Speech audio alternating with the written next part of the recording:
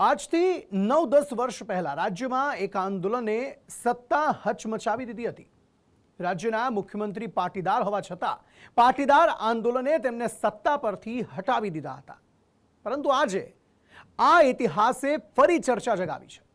તેમાં નવો ઉભરો આવ્યો છે પાટીદાર સમાજના એક ઉદ્યોગપતિના કારણે, જેમણે જૂના જખમો તાજા કરી દેતા એક કાર્યક્રમમાં નિવેદન આપ્યું કે પાટીદાર આંદોલન કરનારાઓએ તેમના રાજકીય રોટલા શેક્યા, પરંતુ તેની ફળશ્રુતિ શું, જેને લઈને હવે ફરી પાટીદારોમાં અંદરો અંદર બબાલ શરૂ થઈ ગઈ છે। આપણા યુવાનો શહીદ થયા અને જેમણે આંદોલન કર્યું હતું એમણે એમનો રાજકીય રોટલો શેકી ખાધો। પાટીદાર અનામત આંદોલનના કારણે 10% EBC નો લાભ થયો। કરશનભાઈએ એમનું અંગત મંતવ્ય હોઈ શકે એટલે સમાજને લેવા કડવાના ભાગોમાં વહેંચતા હોય છે। જે પાટીદાર 10 વર્ષ પછી બોલે એ ઉદ્યોગપતિ હોય કે સરકારને વાલા થવા માટેનું આ એક નિવેદન હોય એવું મને લાગી રહ્યું છે। કાકાને કેવું છે કે તમે જેમનું સન્માન કર્યું એમને પૂછો કે આંદોલનથી શું લાભ થયો છે। સત્તા હચમચાવનારા આંદોલનની ફરી ચર્ચા। પાટીદાર આંદોલન પર પાટીદારોમાં ઘમાસાણ, ફળશ્રુતિ પર સવાલ, અંદરો અંદર બબાલ। રાજ્યમાં થયેલું પાટીદાર આંદોલન જુદા જુદા કારણોસર બધાને યાદ છે। કોઈને યાદ છે કે આંદોલન બાદ આર્થિક પછાત વર્ગને 10% અનામત મળી। કોઈને આ આંદોલન યાદ છે કે તેને પાટીદાર મુખ્યમંત્રી હોવા છતાં સત્તા હચમચાવી દીધી હતી। પાટીદારોને યાદ છે કે આંદોલન તેમના 14 બાળકોનો ભોગ લઈ ગયું, જેમાં હવે પાટણમાં પાટીદાર વિદ્યાર્થી સન્માન સમારોહમાં ઉદ્યોગપતિ કરશન પટેલે આડકતરા પ્રહારો કરતા પાટીદાર પોલિટિક્સ ફરી ગરમાયું છે। કરશન પટેલે કહ્યું કે મુખ્યમંત્રી પદેથી પાટીદાર દીકરીને હટાવી અને આંદોલનકારીઓએ પોતાના રાજકીય રોટલા શેકી લીધા। હવે આપણે ત્યાં અનામત આંદોલન થયું, ખ્યાલ હોય તો પાટીદારો જ કરનારા હતા। એમાં શું મળ્યું? કશું નહીં। આપણા યુવાનો શહીદ થયા અને જેમણે આંદોલન કર્યું હતું એમણે એમનો રાજકીય રોટલો શેકી ખાધો। એટલું જ નહીં, પાટીદારની છોકરી, અને એ બી લેવા પાટીદારની છોકરી CM તરીકે હતી, એને જવું પડ્યું। તો ખરેખર આ આંદોલન અનામતનું હતું કે કોઈને કાઢવાનું હતું? કરશન પટેલે પાટીદાર આંદોલનની ફળશ્રુતિનો સવાલ કરતા ફરી અંદરો અંદર બબાલ શરૂ થઈ છે।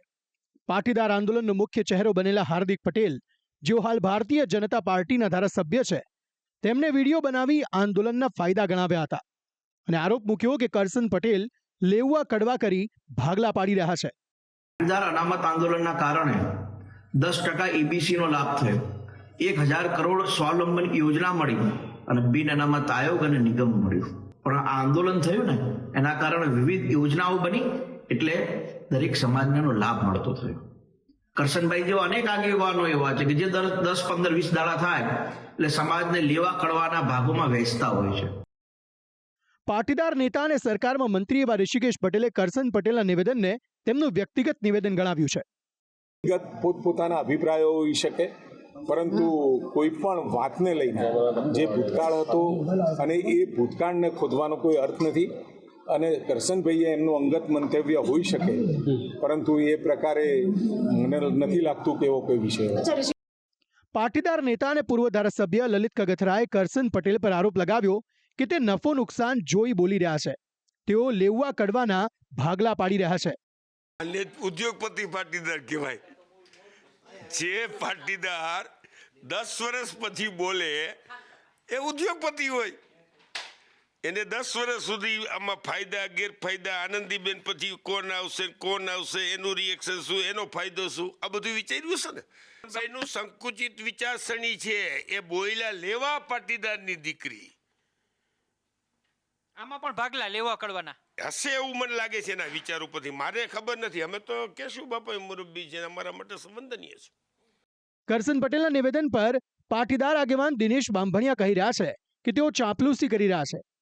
દાદા પાટીદાર સમાજના મોભીની સાથે સાથે મોટા ઉદ્યોગપતિ છે। કદાચ એને કોઈ સરકારનું દબાણ અથવા સરકારની ચાપલૂસી શબ્દ મારે ન વાપરવો જોઈએ, પણ છતાં હું કહું છું કે સરકારને વાલા થવા માટેનું આ એક નિવેદન હોય એવું મને લાગી રહ્યું છે। તો બીજા એક પાટીદાર આગેવાન અલ્પેશ કથિરિયા કહી રહ્યા છે કે જે મંચ પરથી કરશન કાકાએ નિવેદન આપ્યું તે મંચ આંદોલનની જ દેન છે। પહેલા તો આ કાર્યક્રમની અંદર જ પાટીદાર અનામત આંદોલનના કારણે EWS થી જેઓ નોકરીઓમાં લાગ્યા છે ને એમના સન્માન થયા છે. એટલે પહેલા તો મારે કાકાને કેવું છે કે તમે જેમનું સન્માન કર્યું એમને પૂછો કે આંદોલનથી શું લાભ થયો છે. જે તમે જે મંચ પર બોલ્યા છો ને એ મંચ જ આંદોલનના કારણે ઊભું થયું છે, બાકી ન થયું હોત. આમ કરસન પટેલે 10 વર્ષે મૌન તોડતા જ હવે વિવાદ થયો છે. કરસન પટેલને લાગી રહ્યું છે કે આંદોલનની ફળશ્રુતિ કશી જ નથી, ઉલટાનું નુકસાન થયું છે. જ્યારે આંદોલનમાં સહભાગી થનારા કહી રહ્યા છે કે આંદોલનથી પાટીદાર સમાજની દશા અને દિશા બંને બદલાઈ છે. ત્યારે આંદોલનથી શું મળ્યું અને શું નહીં તે એક મોટો મુદ્દો છે. જોકે આ મુદ્દો પાટીદાર સમાજમાં અંદરો અંદર બબાલનું ઘર જરૂર બન્યો છે. બ્યુરો રિપોર્ટ, સંદેશ ન્યૂઝ. શું કોઈ જાહેરમાં પોતાને જ પટ્ટા મારવા લાગે? તમને લાગશે આ કેવી વાત છે, પણ આજે ગુજરાતમાં આવું જ કંઈક બન્યું છે. હજારો જનમેદની સામે જાહેર મંચ પર આવા ખેલ કરનાર બીજું કોઈ નહીં પણ એક રાજનેતા છે. આમ આદમી પાર્ટીના નેતા ગોપાલ ઇટાલિયાએ આજે એક જાહેર કાર્યક્રમમાં આવું કર્યું. પણ કેમ? એવું તો શું થયું ઇટાલિયાને કે પોતાને દોષી તેમણે જાહેરમાં ગણી અને પોતાને જ તેઓ પટ્ટા મારવા લાગ્યા? ગુજરાતમાં આત્મા જાગવો જોઈએ.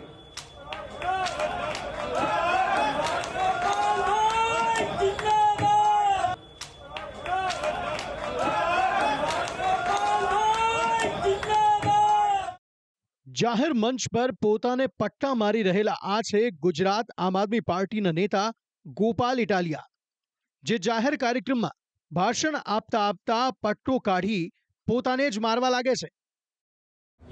ગુજરાતમાં આત્મા જાગવો જોઈએ.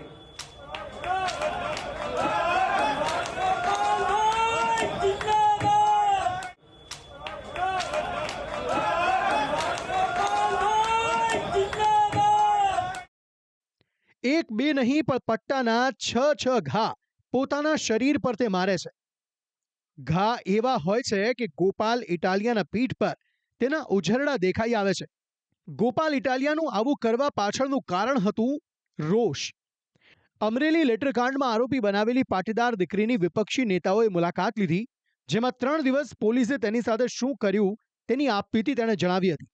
જેમાં પાટીદાર દીકરીએ આરોપ લગાવ્યો કે પોલીસે તેને ડરાવી હતી અને પગમાં પટ્ટા માર્યા હતા. અને તેને લઈને ગોપાલ ઇટાલિયાને એટલું લાગી આવ્યું કે તેઓ પોતાને દોષી ગણવા લાગ્યા અને કાર્યક્રમમાં જાહેર મંચ પરથી પોતાની જાતને જ પટ્ટા મારવા લાગ્યા અને કહેવા લાગ્યા કે આવી ઘટના બાદ ગુજરાતનો આત્મા જાગવો જોઈએ. એક દીકરી સાથે પોલીસવાળા આવું કેવી રીતે કરી શકે? ગુજરાતમાં આત્મા જાગવો જોઈએ.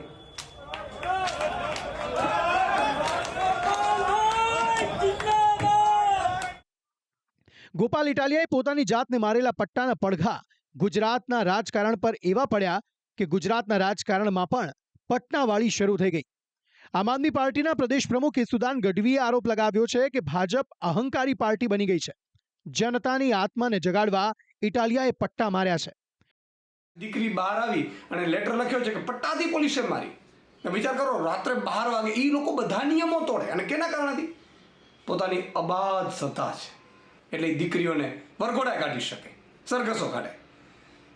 અને એટલા માટે ગોપાલભાઈ છેલ્લા 3-4 દિવસથી ત્યાં હતા. એમણે આ પીડા જોઈ, એનાથી રહેવાયું નહીં. એટલે સુરતમાં ભર સભામાં એમણે ગુજરાતની જનતાની આત્મા જગાડવા માટે પોતાની જાત ઉપર પટ્ટા માર્યા છે. કોંગ્રેસ નેતા લલિત વસોયા પણ આ મુદ્દે આક્રમક જોવા મળ્યા. જેઓ કહી રહ્યા છે કે પાટીદાર દીકરીને ન્યાય ન અપાવી શકનારા પાટીદાર આગેવાનોએ જાહેર જીવન છોડી દેવું જોઈએ. કે આ સજા આગેવાન તરીકે અમને પણ થવી જોઈએ. મેં પહેલે જ દિવસે ટીવી ડિબેટમાં કીધું હતું કે અમારું માથું શરમથી ઝૂકી જાય.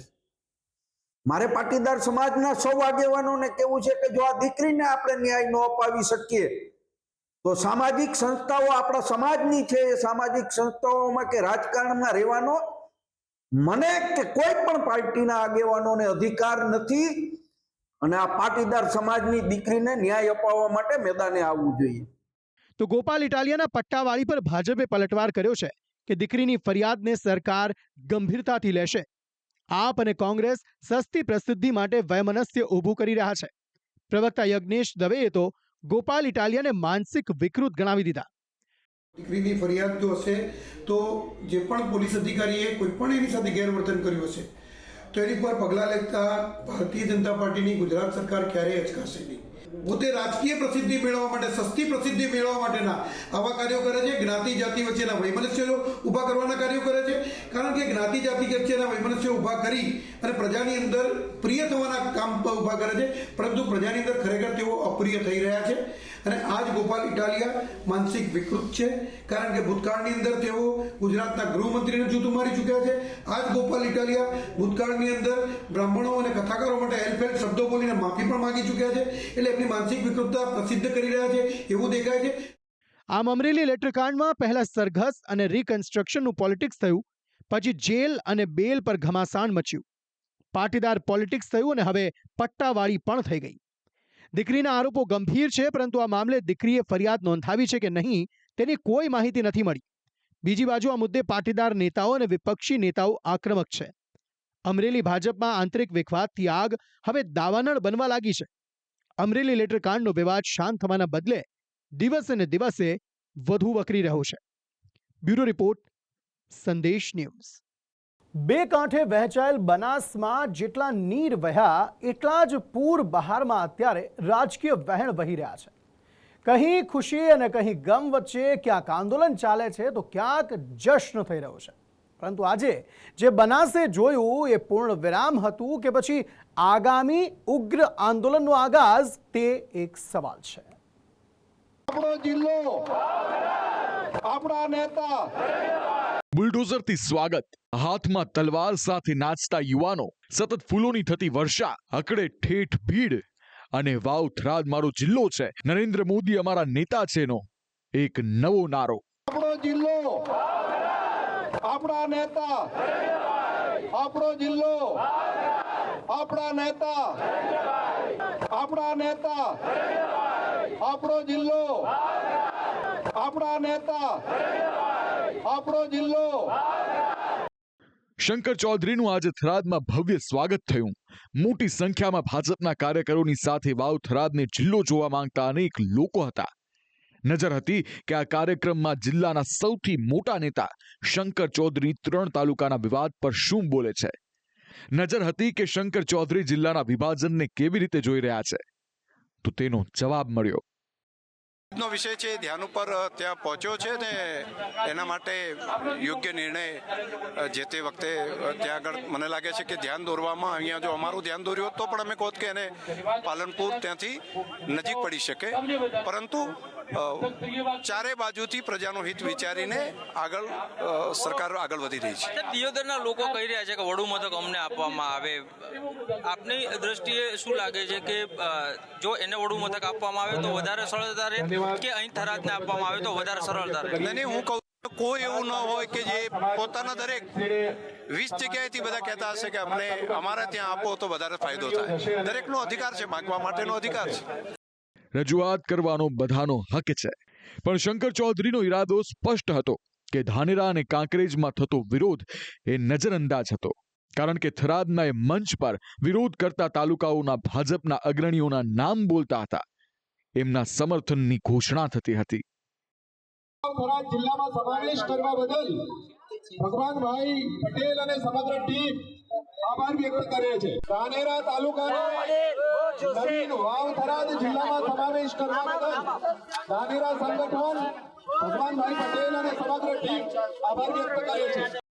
આ એ નેતાઓ હતા જેમના નામ આજે મંચ પરથી સંભળાયા. તે નેતાઓ ખુલ્લીને જિલ્લાની જાહેરાત થયાના આટલા દિવસ બાદ પણ મૌન રહ્યા હતા. ન તો વિરોધ, ન તો સમર્થન.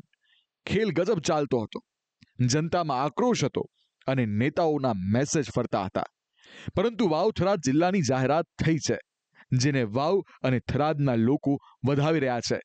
વિકાસની નવી કેડી કંડાશે એ દ્રષ્ટિથી જોઈ રહ્યા છે. આંખોમાં સપના જોવાઈ રહ્યા છે.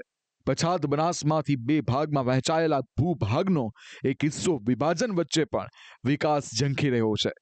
પરંતુ ભાજપના જ પાટણના સાંસદ ભરતસિંહ ડાભી કંઈક અલગ ઇશારો કરી રહ્યા છે. જે સહકારી સંસ્થાઓ છે, દૂધસાગર ડેરી, બનાસ બેંક, જિલ્લા સહકારી ખરીદ વેચાણ સંઘ, એ સંસ્થાઓનું પણ જોડે ન જોડે વિભાજન કરવામાં આવે. કારણ કે મહેસાણા અને પાટણ વર્ષોથી જિલ્લા બન્યા છે, પણ આજ સુધી એ દૂધ સંઘોનું કે ડિસ્ટ્રિક્ટ બેંકનું જે વિભાજન કર્યું નથી. તો આ જે જિલ્લો જુદો પાડ્યો છે એના સાથે આ સંસ્થાઓનું પણ વિભાજન કરવામાં આવે. અહીંની જીવાદોરી દૂધ છે. અહીંનું સહકારી માળખું સરકારીની ગરજ સારે છે. તેવામાં વિભાજનની વાતો એ શું બનાસ ડેરી અને બેંકને પણ વિભાજિત કરશે? શું ધાનેરાના ધગધગતા વિરોધને સરકાર નજર સામે લાવશે? શું દિયોદરને નવા જિલ્લાનું વડુ મથક બનાવી ઓગળ નામકરણની માંગ સંતોષાશે? શું કાંકરેજની ગલીઓમાં થતા વિભાજન સામેનો કકળાટ ભૂલી જવાશે? સવાલોના ગર્ભમાં સેંકડો વસ્તુઓ પડી છે, પરંતુ જવાબ અત્યાર સુધીમાં ભવ્ય સ્વાગત રૂપે મળ્યો છે. જવાબ થરાદની બજારોમાં નીકળેલી વટભેર રેલી રૂપે મળ્યો છે. એવામાં હવે બનાસની બબાલ શાંત થઈ જાય છે કે પછી અહીંથી જ નવા જૂનીના એંધાણ થાય છે, એ જોવું રહેશે. ધવલ જોશી અને કશ્યપ જોશી સાથે બ્યુરો રિપોર્ટ, સંદેશ ન્યૂઝ.